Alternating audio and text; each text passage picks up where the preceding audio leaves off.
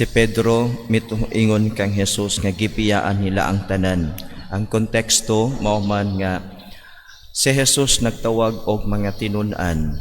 Unya karon nagtudlo siya sa mga tinun-an. Human concern nato nga what benefit nga akong makuha. It is very human nga dili gyud na mawala sa atong huna-huna nga unsa may maangkon o makuha pod nako kung ako mosunod kanimo. Mao ni giingon ni Pedro nga nasayod baya ka Lord nga gibiyaan namo ang tanan og misunod kami kanimo. And the Lord's response mingon siya nga tinuod na, I know nga gibiyaan ninyo ang tanan, ang inyong panginabuhi, ilang pagpangisda. Gibiyaan ninyo iyong pamilya, ang iyang mga pamilya, sakop sa ilang panimalay, minahal sa kinabuhi, everything. Kay migahin sila totally sa ilang panahon para kang Jesus o para sa maayong balita. And this is what the Lord said.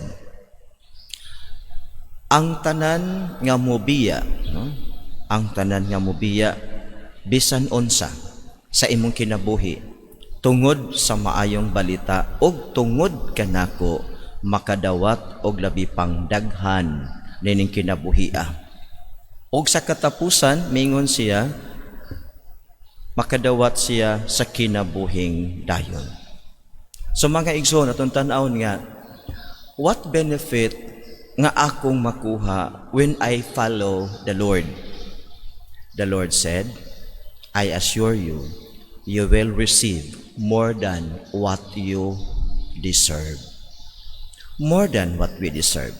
Kay usay ka na nga ito bitong time that we spend for the Lord, time especially for the Mass. This is a time for the Lord. Instead of using this for your own need, for your own concerns, you come to the Lord. And the Lord knows what is your concern. The Lord knows what is your need. And the Lord, the giver of all blessings, the source of everything, nakita niya ang imong kasing-kasing o guna-huna nga despite of these many concerns in life, ikaw you give up this time for Him. You give up doing things at home for Him, for the sake of listening the good news.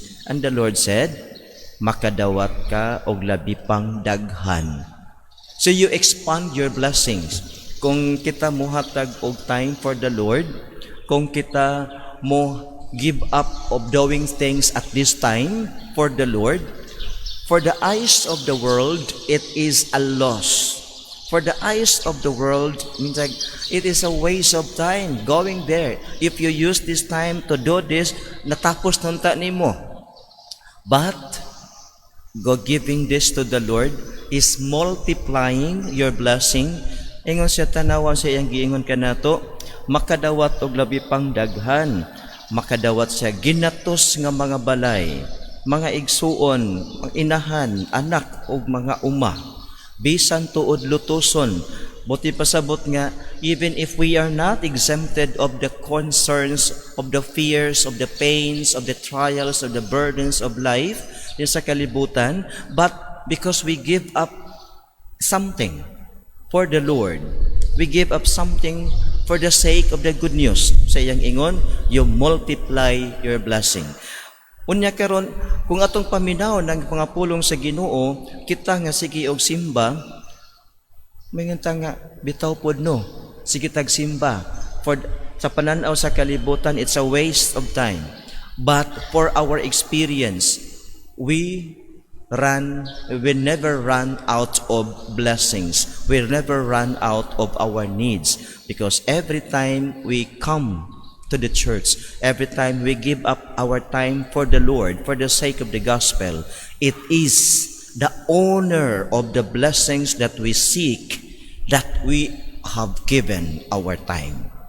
So it is in His name. So in His name, we are blessed. So dili day sa waste, dili day sa kanang alkansi kung sa business mentality, dili siya loss. Tungod kay ang pagkadto kaniya, ang pagpaminaw kaniya, it's a gain. Apan daghan nga karon nahiuna, apan maulahi, unya daghan ang naulahi, apan mahiuna. Kini magdepende sa atong kinaiya kay usahay madaog kita sa mga concern sa kalibutan. Madaog kita sa mga problema sa atong kinabuhi o sa atong panimalay. Apan mingon si Lord, kung kita muhatag og panahon para kaniya, dunay kusog nga iyang ihatag kanato aron sa atong inadlaw-adlaw nga pag-atubang sa atong mga suliran, palasanon, sa atong mga kahingawa sa kinabuhi, adunay extra strength. Dili gikan kanimo, kun dili gikan kaniya, nga ikaw mihatag kaniya og time, siya muhatag kanimo og extra. He will give you more than what you need. Mabitaw nagingon sa Ginoo nga, whatever you give your time, He will give you also more time. You give up your family for a moment kay musimba, He will give you more time for your family. He will give and expand your family. Mao na nga sa simbahan, daghan kag makaila compare nimo nga nara ka sa imong balay. Unya, compare nimo sa imong balay, nara ka dito kay imong balay ra imong concern, pero kung mato ka sa Ginoo, mato ka sa imong igsuonan, ang imong concern karon expanded. Daghan kag balay maadtuan, daghan kag mga makaila. Unya, in times of need, the Lord will also touch their hearts to help you in your needs. Kay God, in your prayer, God makes other people answer to your prayer. So, if you give alms to the other, you are the answer of their prayers to God. If you receive something from others, they are God's response to your prayers when you come to Him, when you come to the church, when you come to the adoration chapel.